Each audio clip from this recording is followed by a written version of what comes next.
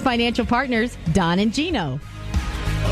You do have financial partners every week from Thursday to, Oh, wow. From 12 p.m. to 2 p.m. every Gino. Thursday on your hometown station, AM 1220 KHTS.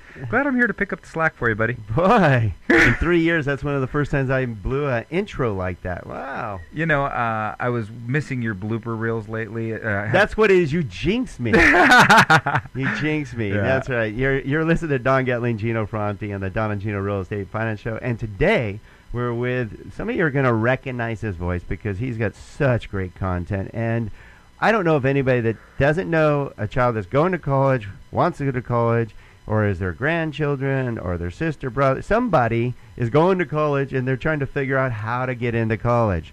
So we have the expert with us. And an expert he is because Rob always has great content, and he's very confident about his content because he knows his stuff, and I love that. And Rob, you always bring little tricks up your sleeve.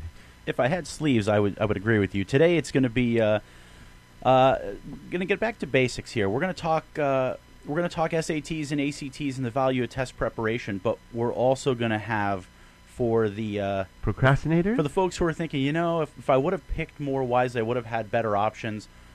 You actually have a lot more options still left on the table. Even though you heard signing day was May 1st, I have 16 amazing colleges that are still taking enrollments today. Signing day. I was hoping that NFL was going to still call me. I guess not. Anyways. All right, let's start off with the simple stuff that you're an expert at, that every child that wants to go to school has to deal with. Penny said you can't get around SATs and ACTs, can they?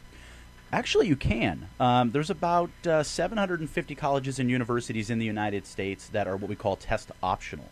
Many of them are not the brand names that we are so comfortable with. If I was going to give you one off of the list that I would say dynamite school that is actually test optional, Wake Forest University really? in Raleigh, North Carolina. It's an outstanding school. Wow. For those who are NBA fans, home to Tim Duncan. Yep. A tremendous academic institution. They are test optional. But to your point, we're talking about almost 1,600 colleges and universities still require either the SAT or the ACT. Not both, one or the other. And of that group, 99.9% of them will accept either test equally. And this is something, and I love when you bring this up because honestly, in my light, I always thought, at least in the West Coast, it was a big deal. It was just SATs. I didn't even know about an ACT. But I love how you enlighten us a little bit about the differences because I know I study differently than many. I learn differently than others because the way I take a test pisses off my friends because I remember pretty quick and can figure it out where others have to study for a long time, but they know it longer. It's just certain ways you study or retain information, and it's nice to know that there's two different tests, and you've enlightened us a lot on, hey, maybe the SAT wasn't the right one for you. That's true. I would say if you were to look at longitudinal data and say, all right, if you took the entire population of Santa Clarita or California or the United States and you said which ones are clearly better at test A and which ones are clearly better at test B, it's about even. I would say about 20 to 25% of the population is clearly better at one test than the other, and then another 25% clearly better at the opposite. And about half the students in the country can do about equally well on both. The beauty is you don't have to take a chance. You don't have to guess. You can get in front of a practice test. You can start this process early, and you can find out, well, duh, I took a practice SAT with Princeton Review, and I scored an 1,800 out of a possible 2,400 points, and that's pretty good. And I tried an ACT with the same company, a similarly leveled exam, and I scored a 21 out of 36. Well, that's the national average. That's the 50th percentile. I'm clearly better at the SAT. Now I can put my time, my energy, and my resources towards one test. Sure makes sense. One of the things, Rob, that you've mentioned in the past that I think is unique about your company is that you'll focus on the areas that need work because you can identify the areas that need work and the areas that, if you're already excelling in a certain section of the SAT, why spend any time, effort, money in focusing on that? Let's focus on what we need to work on and just get the average up overall. Gino, that's a terrific point, and I'm glad you pointed that out.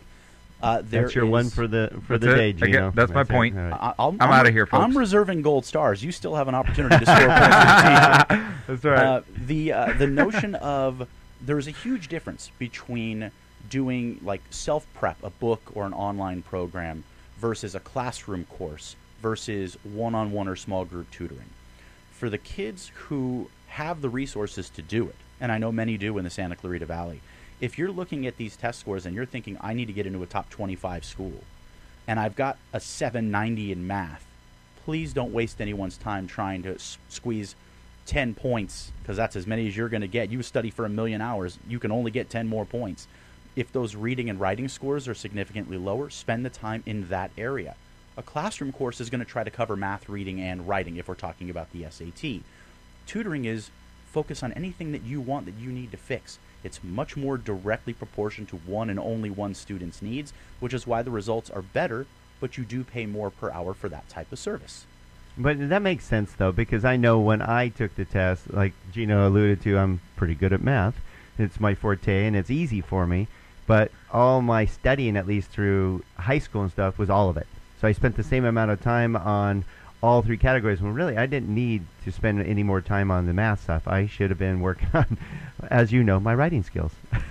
I will also tell you this, knowing you as long as I have, you would have been great at the SAT without studying, because you have that gift. You're great at sort of the mental gamesmanship, that you can look at a problem, diagnose it, and see this is what it's trying to do, so I'm going to solve it in the way that's going to allow me to find the right answer quickly and efficiently.